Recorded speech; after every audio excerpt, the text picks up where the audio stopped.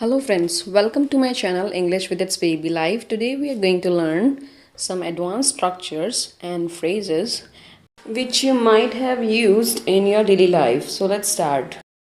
दिन चले गए हैं या दिन जा चुके, लाइक दिन गए जब लोग लंबी लाइन में ट्रेन टिकट बुक करवाने के लिए खड़े रहते थे. दिन गए जब माँ रसोई में घंटों व्यतीत कर सकती थी. सस्ते और अच्छे क्वालिटी इलेक्ट्रॉनिक सामान के दिन गए. तो बोलने में दिन गए ही होता है, दिन चले गए दिन जा चुके ऐसे नहीं बोलते हम. सो उसका होता है gone are the days plus उस सेंटेंस को बोलना है. ओके, लाइक इसका मतलब है जो दिन है वो नियरली ख़त्म हो चुके हैं. Those days have nearly disappeared. Okay, so दिन गए या दिन जा चुके हैं, इस तरीके से आप इसको समझ सकते हैं. ओके, इसके एग्जांपल्स देखते हैं.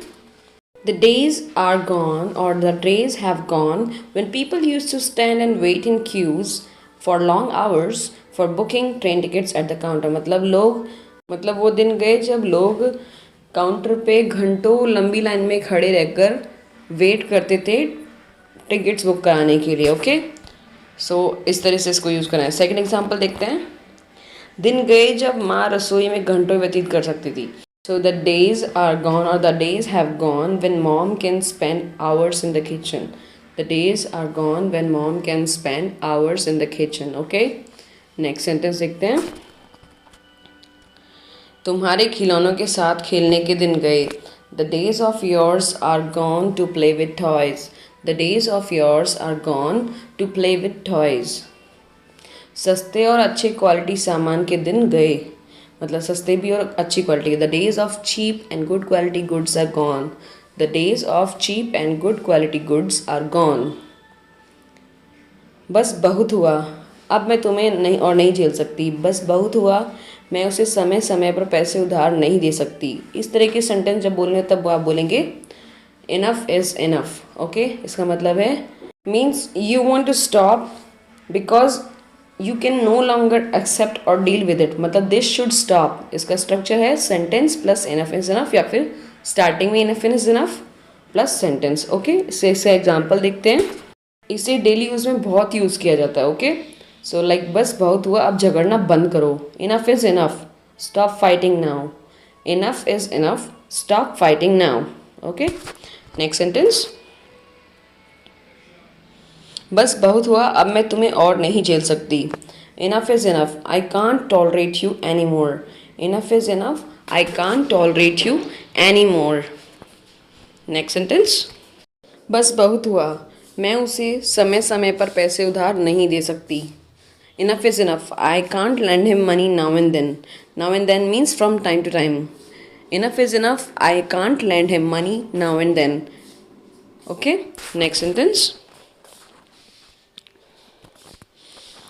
गलत कदम लाइक तुम्हारा एक गलत कदम तुम्हें मुसीबत में डाल सकता है. अगर ड्राइवर ने एक गलत कदम लिया होता तो हम बर्फीली रोड पर फिसल जाते. एक गलत कदम और सब बिखर जाएगा. इसके लिए वो फ्रेज यूज होता है false move. Means an unwise और careless action that could have dangerous consequences. मतलब किसी एक्शन जिसके बहुत खतरनाक कॉन्सिक्वेंसेस नतीजे हो सकते थे. Okay, so example. तुम्हारा एक गलत कदम तुम्हें मुसीबत में डाल सकता है. Your one false move can get you into trouble. Your one false move can get you into trouble. Okay, next sentence देखते हैं.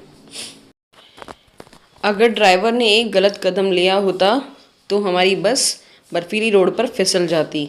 If driver had taken one false move our bus would have skidded off the icy road. If driver had taken one false move, our bus would have skidded off the icy road. एक गलत कदम और सब बिखर जाएगा. ये किसी भी person को बोल सकते हैं. One false move and everything will fall apart.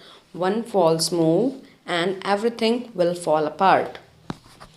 Next is कोई कसर ना छोड़ना या ज़मीन आसमान एक कर देना. इनमें से ये इंटरचेंजेबली यूज़ कर सकते हैं. मतलब लाइक वो इस काम को समय पर ख़त्म करने के लिए ज़मीन आसमान एक कर देगा, तो कसर नहीं छोड़ेगा, इस तरीके से बोलते हैं. तो आप बोल सकते हैं to leave no stone unturned और to move heaven and earth. इन दोनों में से कोई भी स्ट्रक्चर यूज़ कर सकते हैं. ओके, मतलब to do everything you can do in order to help somebody और अचीव समथिंग. कोई चीज़ पाने के लिए, किसी की हेल्प करने के लिए पूरी जी जान एक कर देना या ज़मीन आसमान एक कर देना, वो इसे समय पर ख़त्म करवाने के लिए ज़मीन आसमान एक कर देगा। He will move heaven and earth to get it done on time. He will move heaven and earth to get it done on time. या फिर he will leave no stone unturned to get it done on time. Next is, उसके दोस्तों ने उसे jail से छुड़ाने के लिए ज़मीन आसमान एक कर दिया। His friends moved heaven and earth to free him from prison. His friends moved heaven and earth to free him from prison. Okay, next is, हम यह पता लगाने में कोई कसर नहीं छोड़ेंगे कि यह किसने किया। We will leave no stone unturned to find out who did this. We will leave no stone unturned to find out who did this. Okay, next is, दोनों पक्ष विवाद को समाप्त करने के अपने प्रयासों में कोई कसर नहीं छोड़ने पर सहमत हुए।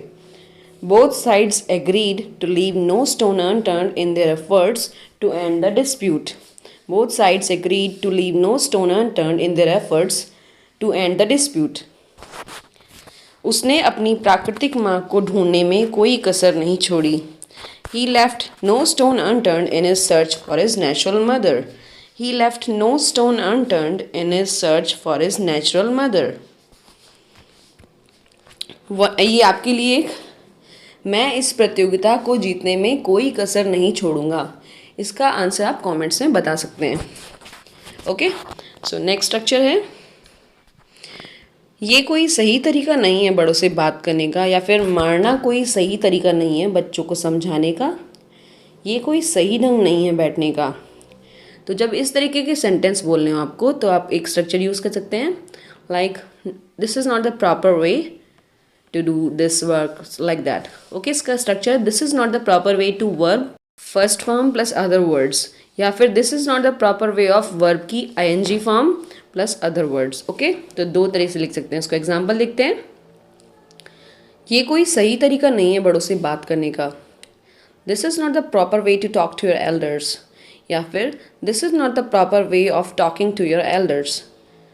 तो दोनों में से आप कोई भी यूज़ कर सकते हैं, to talk to your elders या फिर of talking to your elders.